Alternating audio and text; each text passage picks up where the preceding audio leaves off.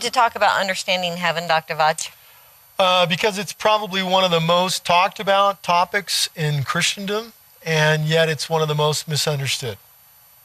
Mm-hmm. It's one of the things that we promise people sincerely, but often out of ignorance.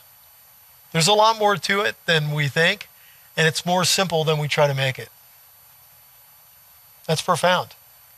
But it's true. So, we're basically taught one certain thing about heaven. We all go there, we play harps. I don't play harps, so apparently that's going to be a new thing for me. So,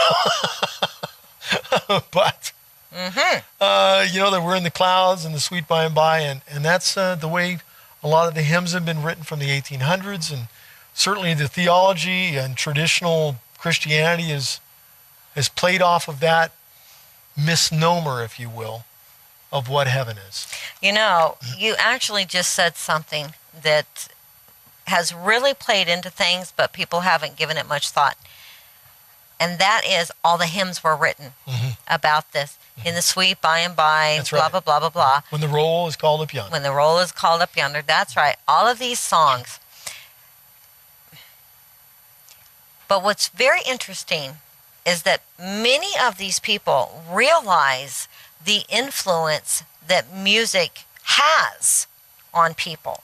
So they're very much like, don't listen to this, don't do that. I can't even tell you how many albums I've melted over the years, right?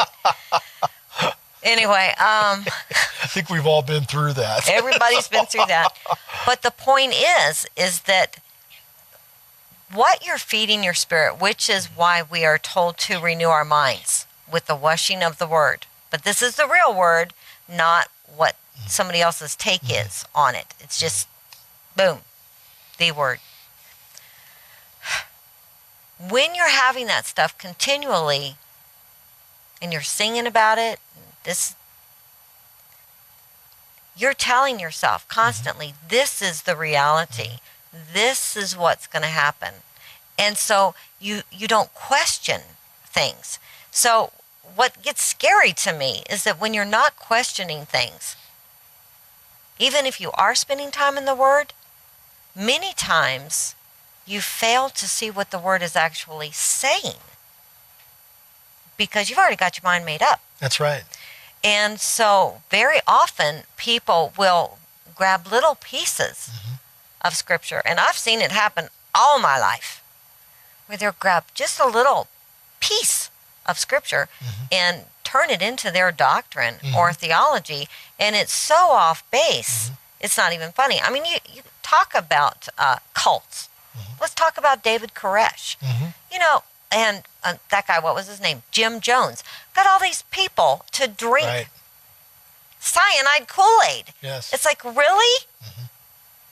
Why? Because they were actually taking something, a little bit of truth, wrapping it in a lot of garbage, wrapping garbage in truth so that people couldn't recognize the garbage. They couldn't smell the garbage for all the perfume that was around it. Right. And that permeates the church.